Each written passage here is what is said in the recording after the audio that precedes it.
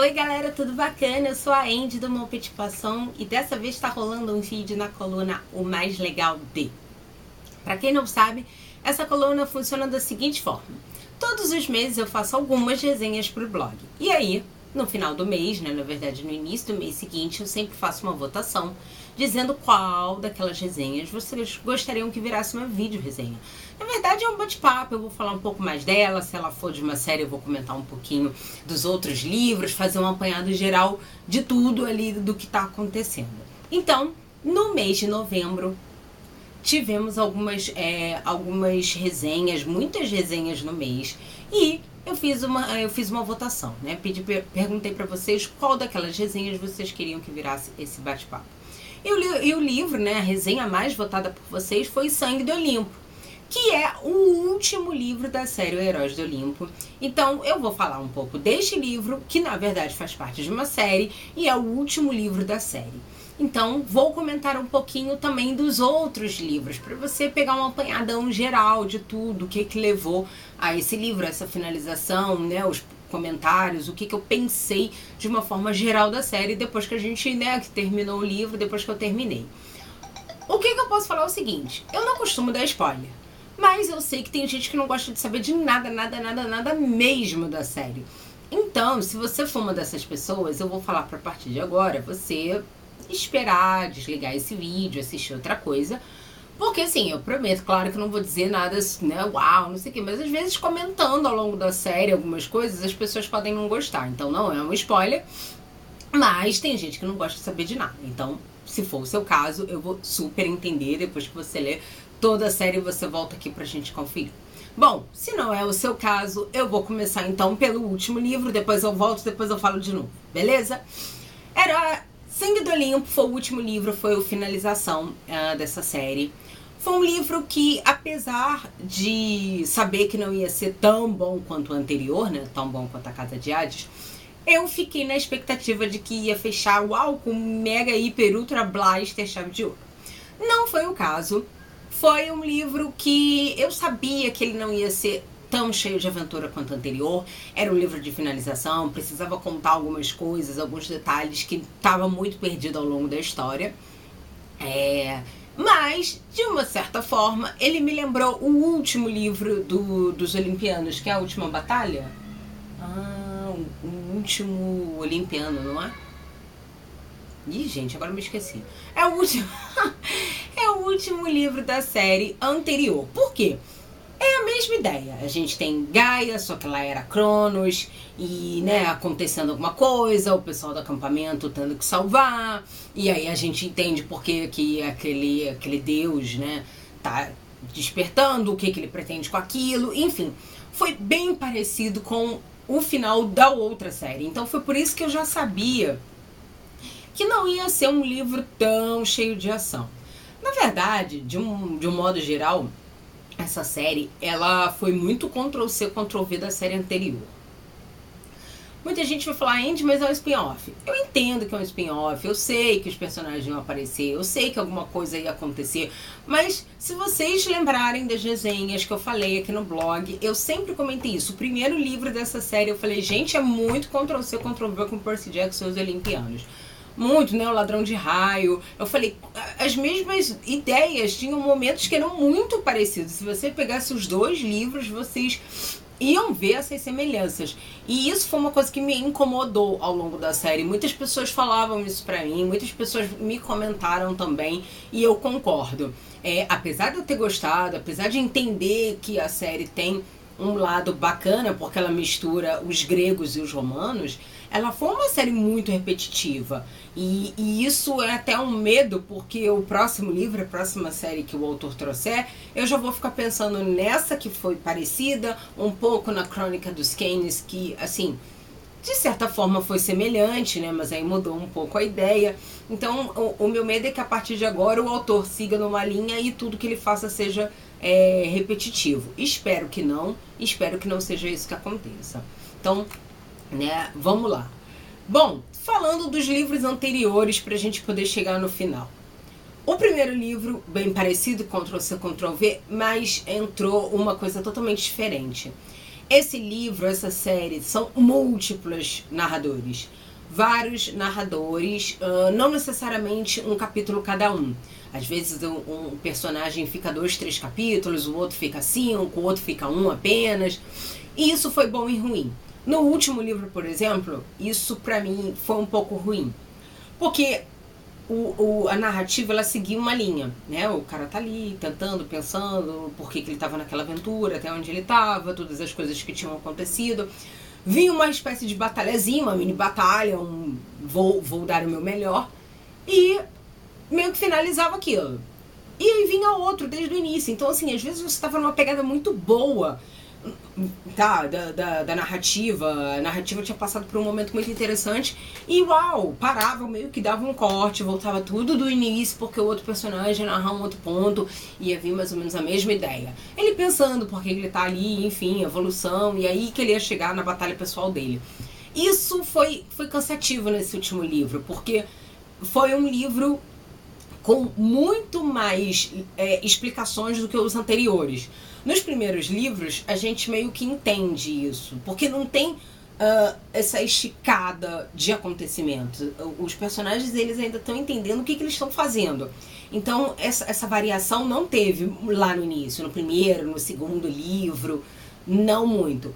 No terceiro começa a ficar meio a meio. Então, o quarto também tem isso, mas no quinto foi muito forte. Foi um momento que você, uau, agora eu tô legal. Não, agora voltamos pra coisa chata. Uau, agora tá maneiro. Voltamos de novo. Você parece que não evolui, você fica sempre naquele loop infinito. Então esse foi um ponto que muitas pessoas gostaram. Eu gostei em partes. Eu gosto de ver a posição das outras pessoas. Eu brinco, né, o pessoal do Senhor dos Anéis, né, o olho que tudo vê. Eu gosto de saber o que cada um tá acontecendo. Mas não com esses cortes brutos, sabe? Tem que ser acompanhando e tudo tá numa vibe bacana. Ou não deixar pra o protagonista chegar até a batalha e começar, o outro personagem começa do zero. Então vem levando aos poucos, sabe? O cara tá pensando, o outro tá pensando, o outro tá pensando também, entendeu? Principalmente porque às vezes essa mudança de situação, ela nem era tão drástica assim. Tipo, eu tô aqui e a outra pessoa que tá narrando tá tipo no Japão. Não! Eu tô aqui e outra pessoa tá tipo assim, a 100 metros de mim, sabe? Então não precisava de uma coisa tão drástica, podia ter levado a história junto. Então isso foi uma coisa significativa, principalmente nesse último livro. Essa ideia de misturar os gregos e romanos foi bacana. Eu acho que no último livro que eu vou destacar o autor levantar os deuses menores, porque todo mundo só lembra dos deuses maiores, vamos dizer assim, dos principais. Só que vocês sabem que tem deus pra tudo no mundo grego e romano, né, gente? Por exemplo, provavelmente deve ter um deus pro resfriado, cujo nome eu não sei. Mas, entendeu? Então assim, mas a galera só se lembra de Atena, de Poseidon, de Zeus, né? E seus respectivos romanos. Isso foi um pouco ousado dele, e eu acho que isso foi legal também, porque ele é professor de história. Então é óbvio que ele tem um conhecimento muito maior do que a maioria das pessoas. Porque por mais que eu goste de mitologia, eu não estudei aquilo a fundo, a não ser que eu me dedique para aquilo. É diferente de algum professor da área, né? Um professor de história, ele pode se especializar num ponto e vai saber muito mais do que eu ou do que outra pessoa. Então esse foi um ponto bacana. Tem uns momentos meio engraçados no livro que os deuses menores até brincam disso. Eles falam, a gente tem um deus pra tudo, mas ninguém se lembra da gente, né? Mas na hora de meio que, quando precisa pedir, pede, mas não sabe pra quem é, né? Só sabe que vai ser atendida. Então a gente tem essa aí de um modo geral tá na série toda, mas no último livro, no Sangue do Olimpo, a gente realmente vê essa situação acontecendo. Então foi bem bacana esses momentos de relax, momentos divertidos do livro. Bom, o meu livro favorito dessa série foi o livro 4, que foi A Casa de Hades. Foi o livro mais rock and roll pra mim dessa série, porque até o livro 3 eles só estão nos Estados Unidos, a mesma ideia da série anterior, que fica, não sei o que, vamos atrás, vamos entrar, não sei o que. E aqui não. No quarto livro, eles vão pra Grécia, eles vão pra Roma, eles precisam desvendar algumas coisas que a gente sabe do final da Marca de Atena, que é o terceiro livro, e no quarto livro é a continuação, e eles vão pra lá e vão enfrentar todos os detalhes, as descrições das cidades. Então isso foi muito bacana, a gente saiu do lugar comum e foi acontecer, vamos dizer assim, acontecer novamente a história no local. Isso é bacana, é como se você voltasse e fosse escavar coisas de 3, 4 mil anos atrás, sabe? E foi muito legal, porque é meio isso, sabe? Quando eu estive em Atenas, você senta pra ver a Acrópole e você pensa, cara, as pessoas já estiveram aqui tipo 4 mil anos atrás. Então eu fico imaginando, né, essas buscas, essas teorias da conspiração de alguém procurando alguma coisa em determinados lugares históricos, não só na Grécia, nem em Roma, mas assim, lugares históricos no mundo todo, descobrindo pistas, e aí já minha cabeça já veio a mil. E é um pouco isso que acontece no livro 4. Eles têm determinadas pistas de coisas que estão nas cidades, né, em Roma e Atenas, que eles precisam ir atrás. Então imagina, você chegar e falar, bom, eu vou entrar na Acrópole. Não, cara, porque não é assim que funciona. Né, que nem chegar na Grécia, não, vou entrar lá no Coliseu. Tá, você vai entrar na parte que os turistas entram, mas se você tiver que entrar lá no meio, na meiuca da coisa, aí são outros 500, né? Você já precisa ter uma informação privilegiada. Então, assim, o livro 4 foi um livro de muita aventura, foi um livro muito bacana. Eu me identifiquei muito com o livro 4. Então, meio que eu esperava que o 5 fosse isso também. Eu acho que o 1, 2 e o 3 mais ou menos. Mas o 1 e o 2 ele tem muita explicação. O 3 eles começam a pensar que eles precisam ir até os locais. Então é meio a meio, vamos dizer assim. Mas o 4 ele é muito revolucionário, porque, como o nome diz, a casa de Hades, então eles meio que tem um momento que eles vão ao submundo e toda a mitologia ligada ao submundo, porque todo mundo sempre acha que o submundo teoricamente é o inferno, mas não é exatamente o inferno na mitologia grega. E tudo que acontece, as informações que ele tem, essa superação de ir. E aí você tem muitas informações que são importantes pro quinto livro. Então, assim, quando eu terminei de ler, o que eu posso dizer é o seguinte, a gente sabe um pouco do que vai acontecer no quinto livro, então não é tanta novidade, não é tão... Ai, meu Deus, isso eu não imaginei. Eu acho que eu não imaginei encontrar os deuses menores, eu não imaginei algumas coisas, mas eu sabia que certas coisas iriam acontecer. Eu acho que todo mundo que tá lendo a série, não importa em que livro você tá, né? Tipo, a não ser que você esteja no primeiro começando agora, é claro que não. Mas se você tivesse, tipo, no 2, já indo pro 3 ou no 3, você já sabe o que vai acontecer no final. Você já tem ideia de algumas coisas. É claro que a costura, ela só fica melhor quando a gente chega no 4 e começa o 5, mas você já começa a pensar assim, isso aqui eu acho que vai acontecer, aquilo ali eu acho que vai acontecer, isso aqui eu também acho que vai acontecer. Então acho que isso que é o bacana. E o quinto, ele veio com essa resposta. Eu acho que ele é um livro muito mais de responder às muitas questões que ficaram abertas, porque esse é um problema das séries. Cria uma pergunta mestre lá no primeiro, que sempre nesse caso é a profecia, né? Na verdade, a profecia ela aparece no livro anterior da série, do Percy Jackson e os Olimpianos, no último livro. Ela é repetida no primeiro, né?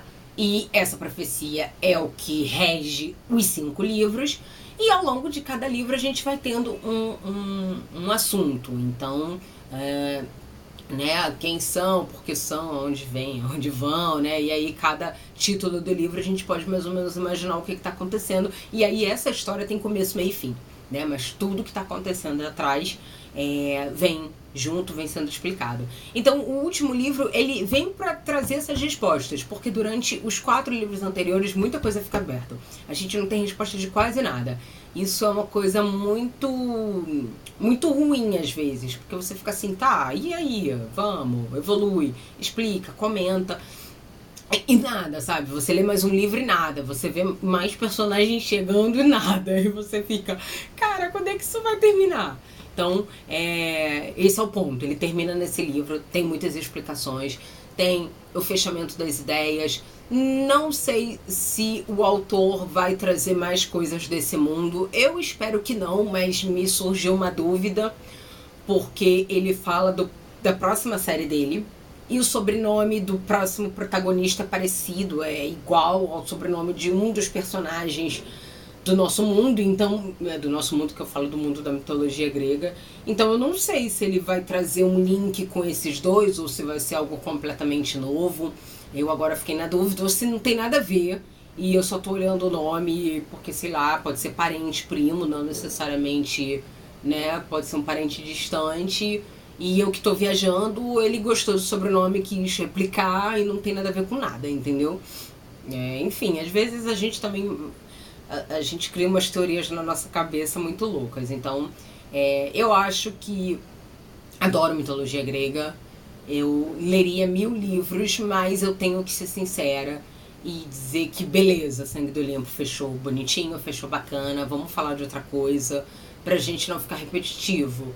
Eu acho que esse pode ser o maior problema do autor a partir de agora, já que ele tem 3 séries sobre mitologia, né? Duas iguais, relativamente, porque o Percy Jackson e o Heróis do Olimpo vem nessa vibe de mitologia grega, um pouco com a romana, e a gente tem a Crônica dos Kênios, que são a mitologia egípcia. Então acho que ele vindo com a nórdica, ele precisa fazer outras coisas e mudar, começar a evoluir para outros rumos. Pode até ser mitologia, mas de repente tentar coisas novas, coisas diferenciadas, pra gente não ficar sempre comparando um livro ao outro, porque todo mundo faz essa comparação, né? E então foi inevitavelmente. Por isso eu até falo de comparações, que se você tá lendo, se você tá pegando esse vídeo agora e que é uma dica importante, a minha principal dica é: leia sim a série do Percy Jackson antes de começar essa série. Por quê?